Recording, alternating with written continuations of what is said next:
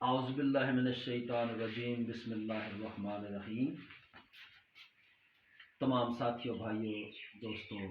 السلام علیکم ورحمۃ اللہ وبرکاتہ۔ اللہ پاک سے دعا ہے کہ اللہ پاک آپ سب کو اپنے حفظ و امان میں رکھے، سب خوش رہیں، آباد رہیں، آپ کے گھروں پہ اللہ پاک ہزاروں رحمتیں برستے نازل فرمائے۔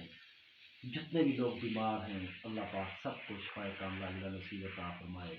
میرے دوستوں، بھائیوں، آج ایک بہت اہم موضوع ہے آپ لوگوں کے ساتھ جو شیئر کرنا چاہ رہا ہوں۔ ہم بہت زیادہ پریشان ہوتے ہیں، ہر وقت صبح شام رات دن ہمیں بیماریوں نے گھیرا ہوتا ہے، ہمیں سمجھ نہیں آ رہی ہوتی، ہم ڈاکٹر کے پاس جائیں، کسی حکیم کے پاس جائیں، ہم کسی عامل کے پاس جائیں، ہمارے اوپر جادو کے اثرات ہیں، ہمارے اوپر یہ جنات کے اثرات ہیں، کسی کی نظر بد ہے، کسی کی نظر حسد ہے، یہ ہمیں کسی قسم کی بات سمجھ نہیں آ رہی ہوتی، بس پریشانی کے حالت میں 6 مہینے، سال، 2 سال، 5 سال، 10 سال گزر جاتے ہیں، انہی پریشانیوں میں پھنسے ہوتے ہیں۔ میرے بھائیوں، آج کل بہت زیادہ جو بیماریاں ہیں وہ جناتی بیماریاں ہوتی ہیں، ہمارے اوپر مسلط کر دی جاتی ہیں۔ بہت سارے ہمارے اندر کے لوگ، ہمارے اڑوس پڑوس کے قریبی رشتہ دار جو ہم سے حسد کرتے ہیں، جو ہم سے نفرت کرتے ہیں، وہ ایسے عمل کر لیتے ہیں، شیطانی عمل ہوتے ہیں، جس سے ہم لوگ ان بیماریوں میں پھنس جاتے ہیں۔ آج جو میرا ٹاپک ہے، جو میرا موضوع ہے، وہ میں ایسی معلومات آپ لوگوں کو دے رہا ہوں کہ اگر آپ پہ، کسی بھی مریض پہ اگر کوئی جادو کے اثرات ہیں، کسی جادوگر نے جادو کے ذریعے کوئی جنات مسلط کر دیے ہیں، کوئی موکلات مسلط کر دیے ہیں جو طرح طرح کے اس کو نقصانات پہنچا رہے ہیں، عرصہ دراز سے جسم کے اندر بیماریاں لگا دی ہیں، یہ آپ اگر جادو کے ذریعے آپ کے اوپر کوئی جنات مسلط کر دیے ہیں جو آپ کی بیماریوں پہ حاوی ہو چکے ہیں، بیماریاں آپ کے جسم میں 2 4 5 موذی بیماریاں آپ کو لگ چکی ہیں اور وہ ٹھیک ہونے کا نام نہیں لے رہی ہیں، کوئی ڈاکٹری دوائی اثر نہیں کر رہی ہے، تو سمجھ جائیں کہ یہ آپ کے کوئی مسئلہ ہے، کوئی عمل ہے، ہوا پڑا ہے، جناتی مسائل ہیں۔ اچھا، آج جو ٹاپک ہے میرا کہ اگر آپ کے ساتھ کوئی جادو والا معاملات ہے تو اس کی علامات کیا ہے۔ اگر آپ کے ساتھ یہ علامات موجود ہیں تو آپ سمجھ جانا کہ یہ آپ کے ساتھ یہ جادو والے معاملات ہیں۔ میرے بھائیوں، میرے دوستوں، اگر آپ کے ساتھ بیماریاں جتنی بھی ہیں، 1 2 4 کوئی موذی امراض آپ کو لگ چکی ہیں اور جادو کے ذریعے ہیں، تو سب سے پہلا جو معاملہ ہوتا ہے وہ آپ کا معدہ متاثر ہوتا ہے۔ معدہ ہر وقت متاثر رہتا ہے، بھوک نہیں لگتی، معدہ اپنا کام چھوڑ دیتا ہے۔ اور دوسرے نمبر پہ جو آتی ہے آپ کی یہ یادداشت ہے، یادداشت کم ہو جاتی ہے، بالکل آج جو کام آپ نے کیا کل آپ کو بھول جائے گا، یا آپ نے کل جو کام کرنا ہے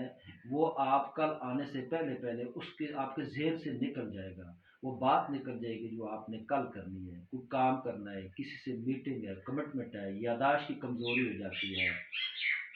تیسری جو بات ہے، یہ جادو والے انسان کی، سحر زدہ انسان کی، مریض کی یہ نشانی ہوتی ہے کہ وہ ہر بندے سے متنفر ہو جاتا ہے، یعنی کہ وہ چڑچڑا پن اس میں آ جاتا ہے، وہ یہی چاہتا ہے ہر وقت کہ میں ہر کسی سے دور ہو جاؤں، کوئی بندہ میرے سے بات نہ کرے، کوئی اچھی بات نہ کرے، کوئی اللہ پاک کی عبادت کی، ذکر کی، نماز کی، اس طرح کی کوئی بات میرے ساتھ نہ کرے، بالکل وہ تنہائی پسند ہو جاتا ہے،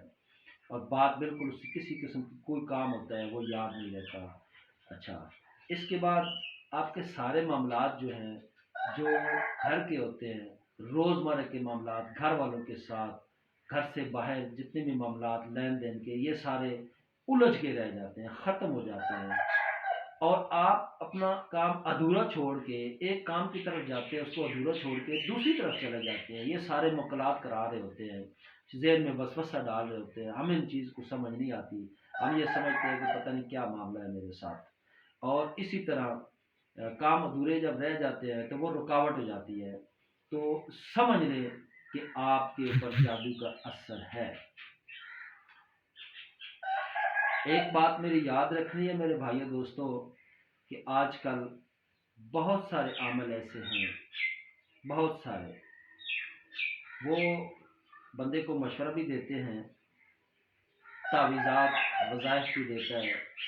لیکن کوئی فائدہ نہیں ہوتا۔ اس کی وجہ کیا ہوتی ہے میرے بھائیوں؟ اس کی وجہ یہ ہے کہ اس میں سب باتوں میں وہ پیسہ انوالو ہوتا ہے، وہ ان کا کاروبار ہوتا ہے، جیبی عمل ہوتے ہیں۔ وہ قرآن سے علاج نہیں کرتے ہیں، اپنے وہ بنائے ہوئے جو طریقے ہیں، شعبہ بازیاں ہیں، وہ انسان کو دکھا کے متاثر کر کے وہ علاج کی طرف جاتے ہیں، لیکن اس میں کوئی خاص فائدہ نہیں ہوتا۔ ایک بات میری یاد رکھنا کہ شفا صرف اور صرف اللہ کے کلام میں ہے۔ جو بندہ،